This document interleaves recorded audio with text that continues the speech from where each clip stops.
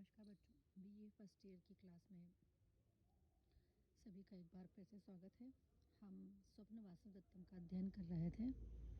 आज इसी संदर्भ में आगे हम लेते हैं, जहाँ पर योगेंद्रहण जब निन्यास के रूप में अपनी बहन को पद्मावती को सौंपता है, तब वो कहता है, कार्य नेयवार्थे नापि भोगे न वस्त्रे न आहार्यम कषायम व्रति हेतु प्रपन्नः श्राकन्येव दृष्ट धर्म प्रचारा शक्ता चारित्रम रक्षितुम में भगिन्या। कि मुझे किसी भी प्रकार से न एव अर्थ कार्यम, मुझे कोई पैसे से लेना देना नहीं है, अर्थात मुझे किसी भी प्रकार से मुझे कोई पैसा नहीं चाहिए। भोगे न, नहीं कोई भोग विलास की वस्तु या इस प्रकार की कोई वस्तु से ही मुझे लेना देना है। न वस्त्रे, न ही मैं वस्त्र की मांग करता हूँ। न अहम कषाय व्रति हेतु प्रपन्न, और कि मैं यहाँ पर किसी भी प्रकार से कोई भी जीविका के लिए मैंने जो गेरुआ वस्त्र कषाय व्रति, यानी कि मैंने जो ये कषाय वस्त्र धारण किया है वो व्रति हेतु जीविका के लिए धारण नहीं किया है। धीरा कन्यव, यह राजकुमारी धीर स्वभाव की है। दृष्ट धर्म प्रचार, यानी कि वो पद्मावती के लिए कहता है कि ये जो पद्मावती है वो इसका धर्म प्रचार सब जगह देख लिया गया है, ये धीर स्वभाव वाली है, धार्मिक प्रवृत्ति वाली है। चारित्रम रक्षित्रम शक्ति में भगिन्या, कि ये मेरी बहन के चरित्र की रक्षा करने में समर्थ हो पाएगी, अर्थात मेरे बहन के चरित्र की ये रक्षा कर लेगी।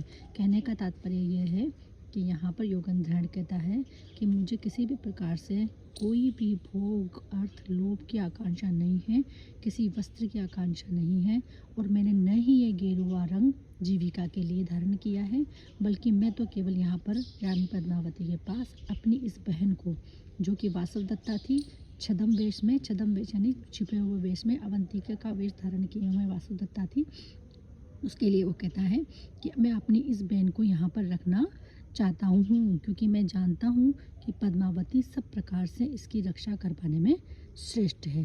तो इस प्रकार से बच्चों वो अपनी बहन को न्यास के रूप में वहाँ पे रख देता है। अगले श्लोक को हम अगर देखें, सुखम अर्थो भवेद दातुम सुखम प्राणा सुखम तपः सुखम अन्यद भवेद सर्वम दुखम न्यासस्य रक्षण।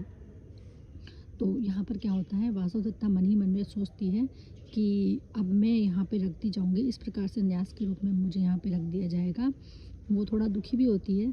जितने में कंचुकी जो रहता है वो आता है, और वो कंचुकी जो है इस प्रकार की बात कहता है कि ये तो बहुत कठिन बात आ गई है।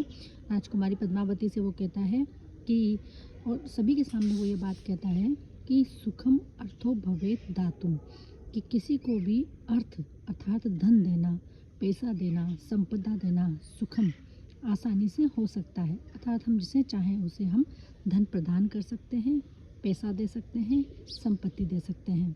सुखम प्राणा सुखम तपः, प्राण प्रदान करना भी आसान है, यहाँ तक कि प्राण देना और तपस्या, किसी को तप सिखाना, ये भी आसान है।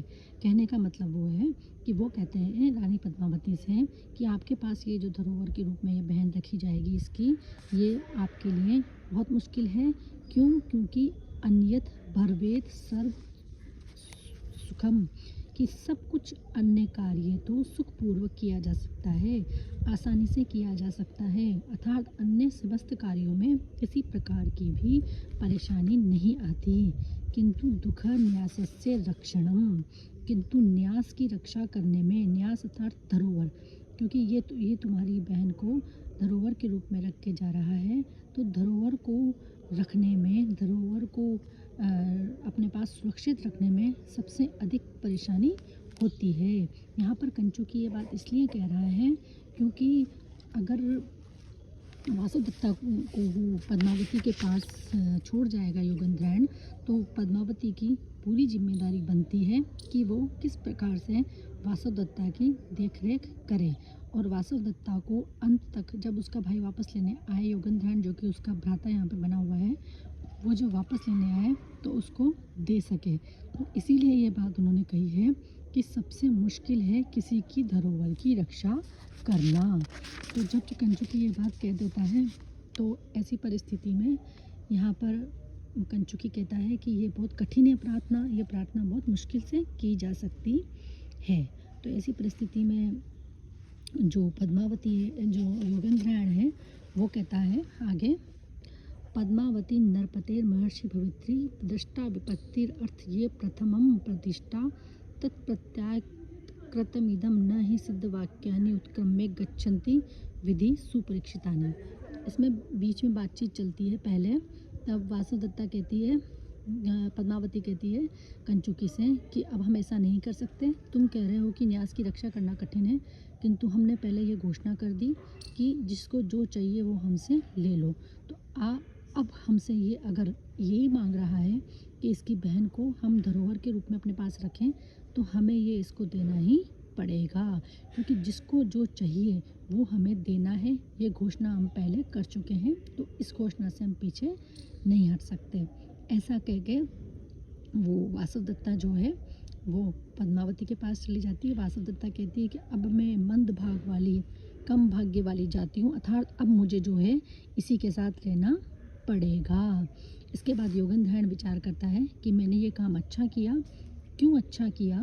क्योंकि पद्मावती नरपते महेशी भवित्री दृष्टा विपत्ति अथ ये प्रथमं प्रतिष्ठा तत्प्रत्यात कृतम इदम न ही सिद्ध वाक्यानि उत्क्रम्य गच्छति विधिः सुपरीक्षितानि। ये कहते हैं कि पद्मावती नरपते महर्षि भवित्री, कि पद्मावती राजा की महिषी यानी कि पत्नी पटरानी भवित्री बनेगी।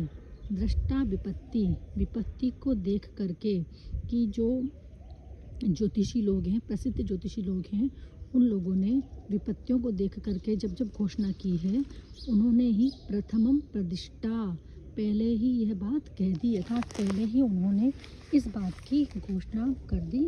किस प्रकार की घोषणा कर दी? कि पद्मावती राजा की पटरानी बनेगी। ये बात की घोषणा उन्होंने, विपत्ति को देखने वालों ने पहले ही कर दी, ज्योतिषियों के द्वारा पहले ही कर दी गई है।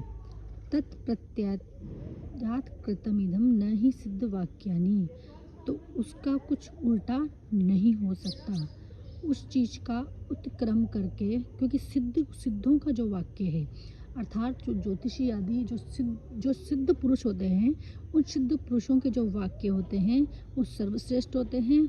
उनके वाक्यों का किसी भी प्रकार से उत्क्रम्य, अतिक्रमण करके विधि जो भाग्य है न गच्छति, नहीं चलती। सुपरीक्षितानि, अच्छी प्रकार से परीक्षित किए गए जो सिद्ध व्यक्ति हैं, उन सिद्ध व्यक्तियों के वाक्यों का उल्लंघन करके भाग्य नहीं चलता है। अर्थात यहाँ पर वो कह रहे हैं, योगेंद्रायण मन ही मन विचार कर रहे हैं कि सिद्ध पुरुषों ने यह बात पहले ही कह दी थी कि पद्मावती जो है हमारे राजा की पत्नी बनेगी, राजा उदयन की, और मैंने वासवदत्ता को इसके पास रखा है, तो इसलिए ये बात सही रहेगी, क्योंकि वासवदत्ता के चरित्र की पवित्रता और वासवदत्ता के इतने समय तक गायब रहने की वास्तविक स्थिति, इन दोनों के बारे में पद्मावती को याद रहेगा। और जब पुनः इन दोनों का मेल होगा, अर्थात जब पुनः वासवदत्ता को मैं राजा उदयन से मिलाऊंगा, तो उस परिस्थिति में पद्मावती इस चीज़ की गवाही देगी कि हाँ, ये मेरे पास रही है और सुरक्षित रही है। तो अपनी इस जो उन्होंने कूटनीतिक चाल चली थी, वासवदत्ता के जलते मरने की जो खबर फैलाई थी, उसके बारे में वो सोच करके ये बात कह रहे हैं, और बहुत ही प्रसन्नतापूर्वक वो ये बात कह रहे हैं। ठीक है, इस प्रकार से वासवदत्ता वो जो है वो चली जाती है पद्मावती के पास। अब इसके बाद क्या होता है?